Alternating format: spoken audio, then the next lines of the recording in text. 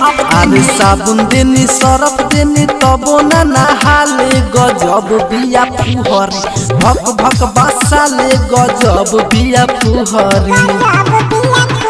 अरे मुँह नहीं धोवे मेकअप करके पढ़े जाले गजब बिया फुहरी भक भक बसाले गजब बिया फुहरी।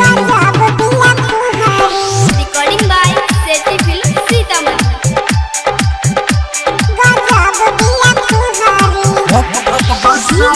शिवनारायण